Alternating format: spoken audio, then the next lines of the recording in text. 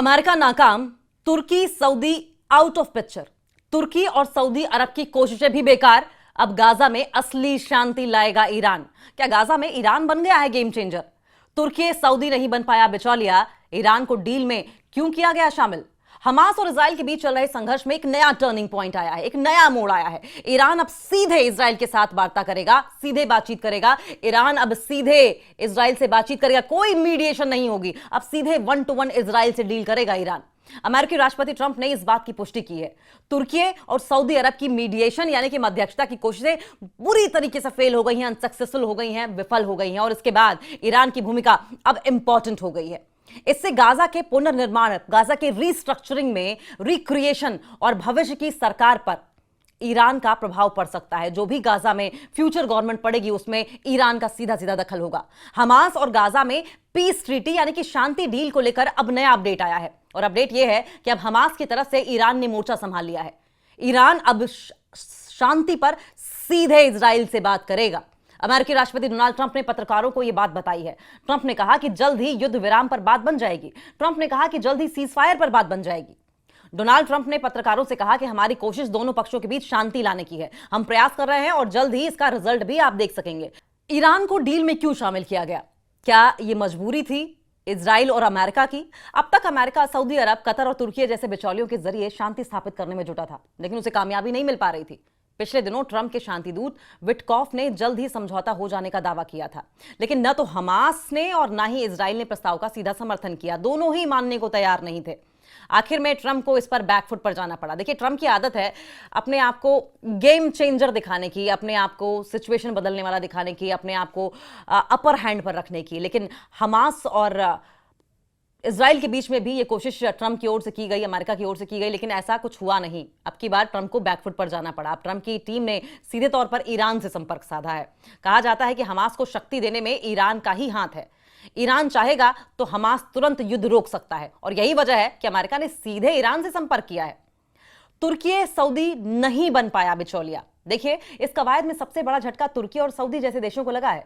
तुर्की और सऊदी की कोशिश दोनों में शांति स्थापित करके मध्य पूर्व में बड़ा बिचौलिया बनने की थी, लेकिन अब ईरान ने दोनों के अरमानों पर पानी फेर दिया है।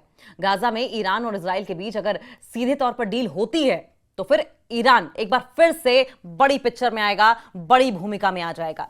गाजा पर आगे के कंस्ट्रक्शन में भी ईरान की ही बड़ी भूमिका होगी और इतना ही नहीं, नई सरकार गाजा में किस तरह की होगी उसे भी ईरान ही तय करेगा। यानी कि ईरान की एंट्री ने सीधे तौर पर तुर्की और सऊदी अरब को झटका दिया है और यह झटका सिर्फ तुर्की और सऊदी अरब को नहीं दिया गया है, यह झटका अमेरिका के लिए भी है।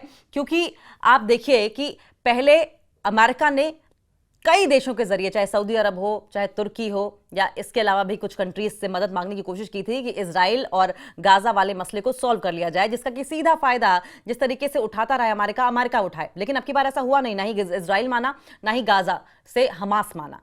अब ऐसे में ईरान कितना बड़ा गेम चेंजर होने वाला है? सबसे बड़ी बात तो यह कि रशिया ईरान एक साथ अक्सर दिखाई दिए हैं। आपको याद होगा रशिया यूक्रेन युद्ध जब हुआ था तो उसमें ईरानी ड्रोन्स रशिया की ओर से उड़ाए भी गए थे। और ऐसे में क्या ट्रंप जो हैं वो इस वक्त झुके हुए दिखाई दे रहे हैं? क्या ट्रंप बैकफुट पर बुरी तरीके से दिखाई दे रहे हैं? क्या ट्रंप की चल नहीं पा रही? क्योंकि जिस चीज के लिए ट्रंप अमेरिका जाना जाता था वो कर नहीं पा रहे हैं। तो ऐसे में क्या अब अमेरिका गेम चेंजर नहीं रहा है? अमेरिका जो सुपर पावर हमेशा बनने का ख्वाब देखता था, काफी सालों तक बना भी रहा, उसकी ये जो मिल्कियत है, उसका ये जो होल्ड है वो खत्म होने वाला है? क्या अमेरिका की जगह अब ईरान सुपर पावर बनने की रेस में आगे खड़ा हुआ दिखाई दे रहा है? क्योंकि अगर गाजा में जो लड़ाई चल रही है उसमें सीज फायर की वजह इजराइल और हमास के बीच में ईरान बनता है तो यकीन मानिए ये वर्ल्ड में एक बहुत बड़ा संदेश जाने वाला है। और ऐसे में अमेरिका के ऊपर उठकर अगर ईरान ने ऐसा किया तो अमेरिका कहीं ना कहीं एक अनजाने प्रेशर में ईरान की जरूर होने वाला है, क्योंकि अमेरिका वो मुल्क है जिसने ईरान को हमेशा से दबाने की कोशिश की है, सैंक्शंस लगाने की कोशिश की है। आपको पता होगा कि किस तरीके से न्यूक्लियर डील को लेकर लगातार अमेरिका और ईरान के बीच में बातचीत चल रही थी और अमेरिका की कोशिश ये थी कि इन डील को क्रैक किया जाए, जिसकी वजह से अपने न्यूक्लियर एक्शंस पर जहां ईरान बैन लगाए और इस बिना पर सैंक्शंस अमेरिका हटाने को तैयार हो गया था। लेकिन ईरान इस बात पर आरोप लगा रहा है कि कथनी और करनी में फर्क है अमेरिका की। अमेरिका के डॉक्यूमेंट्स कुछ और कह रहे हैं, अमेरिका वादे कुछ और कर रहा है और ऐसे में ईरान जो है वो अमेरिका पर भरोसा नहीं कर सकता। और इस सिचुएशन में अगर गाजा में पैदा हुए हालात का सॉल्यूशन ईरान निकालता है तो जाहिर है कि अमेरिका बैकफुट पर आएगा, अमेरिका प्रेशराइज होगा, कहीं ना कहीं ईरान की सुप्रीमेसी बढ़ने वाली है। और इसी को लेकर अब कहा यह जा रहा है कि ना तुर्की, ना सऊदी अरब, ना अमेरिका, अब ईरान गाजा में पैदा हो रहे हालात का सॉल्यूशन निकालेगा, बड़ा गेम चेंजर बनेगा और गाजा में अगली गवर्नमेंट जो बनने वाली है उसमें बड़ी भूमिका ईरान की होने वाली है।